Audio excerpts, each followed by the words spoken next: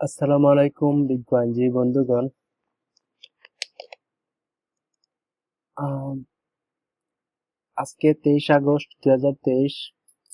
আজকে high court viva exam এর result দিয়েছে। আলহামদুলিল্লাহ আমি পাশ করেছি। তো আজকে আপনাদের বলবো আমি কিভাবে 2023 সালে যে হাইকোর্ট ভাইবা হয়েছে কিভাবে প্রিপারেশন নিয়েছি এবং কি প্রথম থেকে শেষ পর্যন্ত বলবো আপনাদের, যাতে আপনারাও এই স্ট্র্যাটেজি ফলো করে হাইকোর্ট ভাইভাতে উত্তীর্ণ হতে পারেন। প্রথমে হাইকোর্ট ভাইভা কোথায় হয়? সাধারণত যে হাইকোর্টের যে অডিটোরিয়াম আছে হাইকোর্টের আপনার ভিতরে, তো সেখানে হয়। তো কোথায় হবে সেটা বার কাউন্সিলের ওয়েবসাইটে নোটিশে বলে দিবে। আচ্ছা, তারপর আচ্ছা, এখানে একটা জিনিস বাদে রয়ে গেছে, তা হলো হাইকোর্টে যে আপনার একটা কেস লিস্ট থাকে, যে 5টা সিভিল, 10টা ক্রিমিনাল এবং কি যে 10টা রিটের ব্যাপারে যে আছে, মোট 25টা কেস আছে। তো আপনারা সেগুলা যে কেস লিস্ট আছে সেটা কিভাবে ম্যানেজ করবেন? প্রথমে আপনাদের সিনিয়র কাছে যাবেন। তো সিনিয়রদের কাছ থেকে সংগ্রহ করবেন। আপনি যে আমাদের হাইকোর্টের যে বার অ্যাসিস্ট্যান্ট আছে তার উপরে যে ফটোকপি করে আপনার টাইপিং করে, কম্পিউটার টাইপিং করে, সেখান থেকে আপনারা ওটা প্রিন্ট আউট করতে পারেন। আচ্ছা, তো এটা আসলে খুবই সহজ কেস লিস্টের ব্যাপারটা। আপনারা কেস লিস্ট নিয়ে কখনোই দুশ্চিন্তা করবেন না। আচ্ছা, তো দ্বিতীয় হলো হাইকোর্ট পারমিশন আদব কায়দা। এটা একটা ম্যানার আছে, আপনার এই ম্যানারটা হলো সবচাইতে, এই ম্যানারটা যদি আপনার থাকে তাহলে আপনি এই হাইকোর্টে দু একটা প্রশ্ন উত্তর না দিতে পারলে আপনি পাশ করতে পারবেন। অনেক সময় দেখা যায় যে হাইকোর্টে ভাইভাতে পরীক্ষার সময় টেবিলের উপর হাত রাখে। এটা একটা চরম বেয়াদবি। আপনি যদি এই বেয়াদবিটা করেন, আপনি যতই ভালো পরীক্ষা দেন আলটিমেটলি আপনার খারাপ করতে পারেন। এটা একটা সম্ভাবনা আছে, কারণ এটা একটা বেয়াদবি হিসাবে দেখা হয় আমাদের এই দক্ষিণ এশিয়ায়। দ্বিতীয়ত হলো আপনি যখন ভিতরে ঢুকবেন, অনুমতি নিয়ে ঢুকবেন রুমের ভিতরে। তো আপনাকে যদি যতক্ষণ না বসতে না বলা হয় আপনি বসবেন না। আর আপনি যদি কোনো প্রশ্ন উত্তর না জানেন, ভুল উত্তর দেওয়ার চাইতে আপনি বলবেন যে সরি স্যার, আমার এই মুহূর্তে মনে পড়ছে না। বা আপনি যদি একেবারে নাই পারেন তো বলবেন স্যার আমি প্রশ্ন উত্তরটা পারি না, স্যার সরি স্যার আমি, এটাই বলবেন যে সরি স্যার আমার এই মুহূর্তে মনে পড়ছে না। এটাই সবচেয়ে বেস্ট অ্যান্সার এ বিষয়ে। তারপর যখন আপনাকে চলে যেতে বলে তখন হুট করে উঠেই চলে আসবেন না, তাদের দিকে তাকিয়ে চলে আসবেন। চলে আসবেন, মানে কোনোভাবে যেন বেয়াদবি না হয়। তো হাইকোর্ট এবার পারমিশনের যে ভাইভা কোশ্চেন, মূলত প্রশ্ন করা হয় যে বেশিরভাগই প্রশ্ন, আমি এবার যে আমাদের হাইকোর্ট পরীক্ষা হয়েছে সেখানে আমি, যেহেতু আমার একটু পরে হয়েছে, 3-4 দিন পরে হয়েছে, সেহেতু আমি আগেই গিয়েছিলাম। এমনকি কি কি প্রশ্ন হয় আমি দেখেছি। তো বেশিরভাগ একটা প্রশ্ন ছিল কমন, সেটা হলো যে আপনি কি হাইকোর্টে আসেন রেগুলার?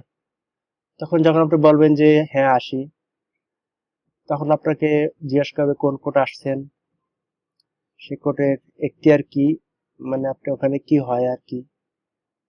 এটা হলো যে আপনাকে জাস্টিসদের নাম বলতে জিজ্ঞাসা করতে পারে, আপনি বলবেন।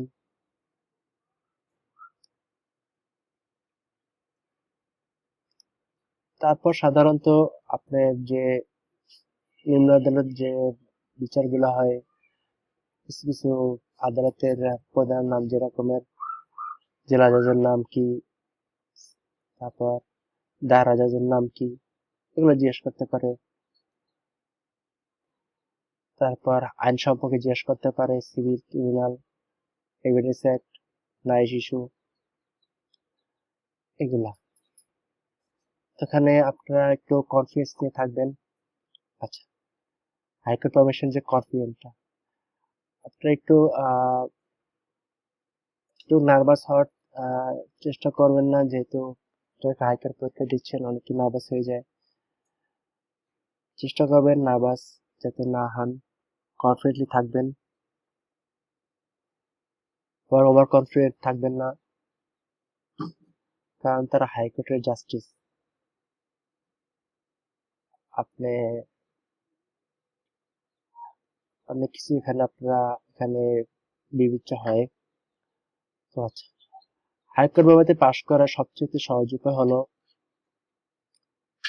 যদি আপনার পরীক্ষা প্রথমে না পড়ে, মনে করেন 2-3 দিন পরে পড়লো, সেক্ষেত্রে আপনারা একদিন প্রথম দিন গেলেন হাইকোর্টের বাইরে যেখানে হয়, গিয়ে কিরকম প্রশ্ন হয়, আপনার কার কাছে ওখান থেকে যারা ভাইবা দিয়ে আসে তাদের কাছে নোট নেবেন।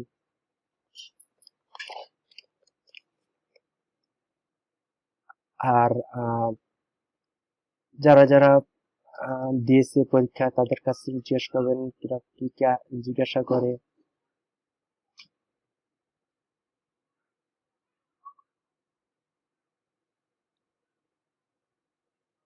এই তো। তবে সবচাইতে বড় বিষয় হলো এখানে যে আপনার আদব কায়দা, আপনাকে অবশ্যই। আর একটা কথা, ড্রেস সেন্সটা আপনাকে মনে রাখতে হবে। আপনি এটা মনে রাখতে হবে যে আপনি হাইকোর্টে ভাইবা দিতে যাচ্ছেন, সেক্ষেত্রে আপনাকে একটু পরিপাটি হয়ে থাকতে হবে। এরকমের থাকবেন না যেহেতু মাথা একটু, যদি আপনি শেভ করে থাকবেন, যদি পুরুষ শেভ করে থাকবেন, আর একটু মেয়ে হলে আদব একটু পরিষ্কার পরিচ্ছন্ন হয়ে যাওয়ার চেষ্টা করবেন, যাতে করে একটু ভালো পোশাক একটু পরে যাবেন, যাতে আপনাকে দেখে মনে হয় যে না, আপনি হাইকোর্টের জন্য কম্পিটেন্ট। সবচাইতে বড় বিষয় হলো যে, আবারও বলছি, সবচেয়ে বড় বিষয় হলো ম্যানার্স। হাইকোর্টের ভাইবার যে একটা ম্যানার্স, সেই ম্যানার্সটা আপনাকে রাখতে হবে। আর হাইকোর্টে বেশিরভাগই এবছর বেশিরভাগই পাশ করেছে, সো এটা নিয়ে টেনশন, ভাইভাতে পাশ করা নিয়ে খুব টেনশন করবেন না। যতটা সম্ভব নার্ভাসনেস একটু দূর রাখবেন। আশা করি আপনারা সবাই হাইকোর্ট ভাইভাতে উত্তীর্ণ হয়ে যাবেন। সবাইকে ধন্যবাদ। আসসালামু আলাইকুম।